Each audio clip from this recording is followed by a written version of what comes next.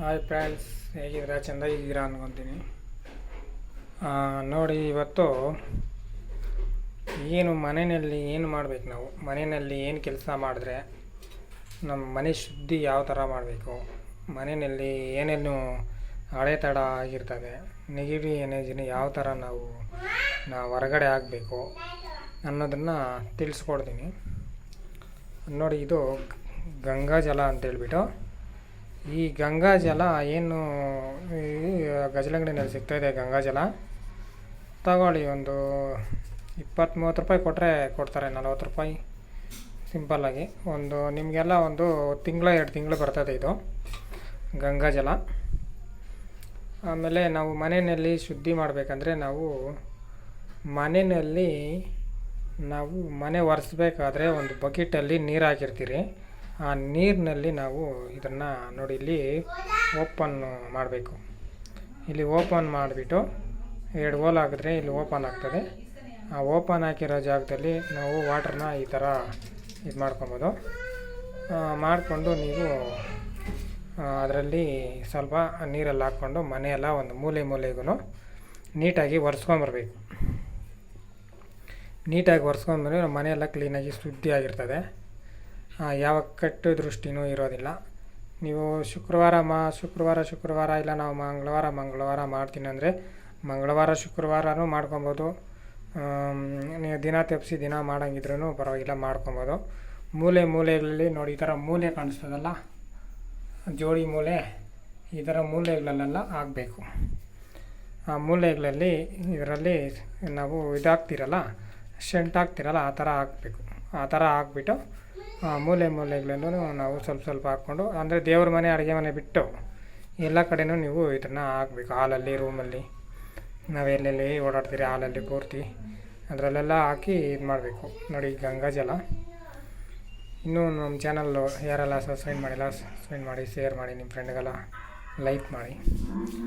ಆಮೇಲೆ ಫ್ರೆಂಡ್ಸ್, ನೋಡಿದ್ರಲ್ಲ, ನೀವು ಮನೆಯಲ್ಲೇ ಮಾಡ್ಕೊಳೋ ಅಂಥ ವಿಧಾನಗಳನ್ನ ಹೇಳ್ಕೊಡ್ತಾಯಿದ್ದೀನಿ. ನೋಡಿ, ವಿಡಿಯೋ ಯಾರೆಲ್ಲ ನೋಡ್ತಾ ಇದ್ದೀರಲ್ಲ, ನಮ್ಮ ವಿಡಿಯೋಗಳನ್ನ ನಾವಾಗಿ ಇದು ಮಾಡ್ತಾಯಿಲ್ಲ, ಎಲ್ಲ ನೋಡಿದ್ರೆ ನಿಮಗೆ ಗೊತ್ತಾಗ್ತದೆ. ರಿಯಲ್ಲಾಗಿ ಎಲ್ಲ ತೋರಿಸ್ಕೊಡ್ತಾಯಿದ್ದೀನಿ. ಕೆಲವೇ ದಿನಗಳಲ್ಲಿ ಲೈನಲ್ಲಿ ನಂಬರ್ ಕೊಡ್ತೀನಿ. ನೀವು ಏನಾದರೂ ಪ್ರಾಬ್ಲಮ್ ಇದ್ದರೆ ಕರೆ ಮಾಡಿ ಕೇಳ್ಬೋದು. ಫ್ರೆಂಡ್ಸ್, ನೋಡಿ, ಇದನ್ನು ಮಾಡ್ಕೊಳ್ರಿ ಸದ್ಯಕ್ಕೆ. ಆಮೇಲೆ ನೋಡಿ, ಇಲ್ಲಿ ಇದು ಬಂದುಬಿಟ್ಟು ಈ ಪಲಾವ್ ಎಲೆ ಐತೆ, ಇಲ್ಲಿ ಪಲಾವಿನಕ್ಕೆ ಹಾಕ್ತಾರೆ ಇದು ಎಲೆಗಳು. ಪಲಾವ್ ಎಲೆಗಳಂದರೆ ಪಲಾವ್ ಎಲೆ ಅಂದ್ಕೊಂಡ್ಬಿಟ್ಟಿರಾ, ಇದು ಪಲಾವ್ ಎಲೆ ಅಂತೂ ಅಲ್ಲ. ನಾನು ಒಂದು ಗಿಡದಲ್ಲಿ ಕಿತ್ಕೊಂಡ್ಬಂದಿರೋ ಎಲೆ ಇದು. ಇದು ಅಷ್ಟೇ, ಒಂದು ಗಿಡದಲ್ಲಿ ಬೇರು. ಧೂಪ ನೈವೇದ್ಯ ಎಲ್ಲ ಮಾಡಿ, ಪೂಜೆ ಪುನಸ್ಕಾರಗಳೆಲ್ಲ ಮಾಡಿ, ಆ ಬುಡದಲ್ಲಿ ಉತ್ತರ ದಿಕ್ಕು ಓಡಿರೋ ಬೇರಿನಲ್ಲಿ ನಾನು ಕಿತ್ಕೊಂಡ್ಬಂದಿದ್ದೀನಿ.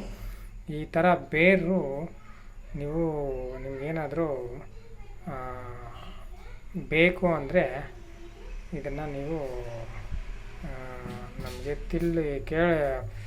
ಈಗ ಕಮೆಂಟ್ ಮಾಡಿದ್ರೆ ನಾನು ಇದನ್ನು ನಿಮಗೆ ಫ್ರೀಯಾಗಿ ಉಚಿತವಾಗಿ ಕೊಡ್ತೀನಿ.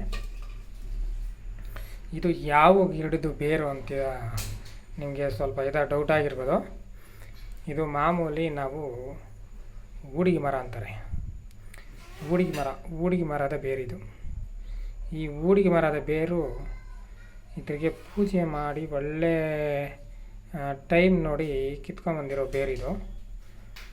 ಇದನ್ನು ಪರ್ಸಲ್ಲಿ ಇಟ್ಕೊಂಡ್ರೆ ಒಳ್ಳೆಯದು, ನಾವು ದುಡ್ಡಿಡೋ ಜಾಗದಲ್ಲಿ ಇಟ್ಟರೂ ಒಳ್ಳೆಯದು.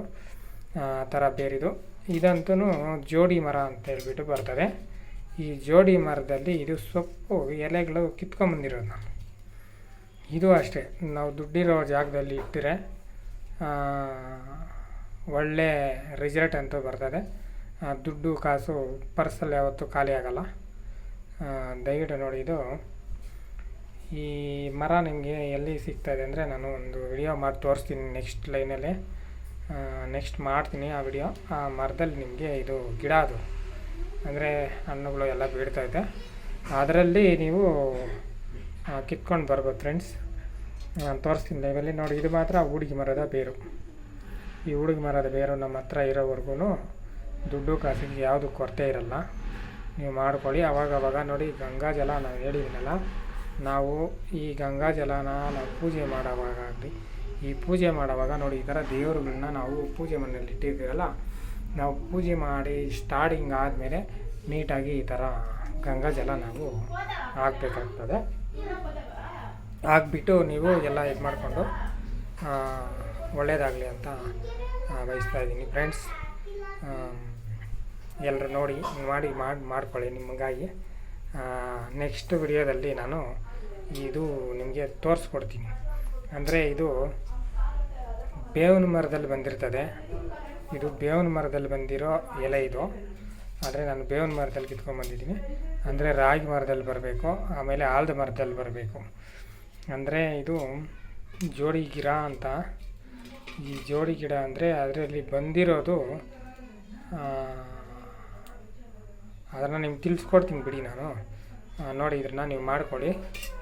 ಇದು ಬೇಕಾದರೆ ನೀವು ಕಮೆಂಟ್ ಬಾಕ್ಸಲ್ಲಿ ಕಮೆಂಟಲ್ಲಿ ನೀವು ನೋಡ್ಬೋದು. ಇದನ್ನು ನಾನು ರೆಡಿ ಮಾಡಿ ನಿಮಗೆ ಉಚಿತವಾಗಿ ಕೊಡ್ತೀನಿ.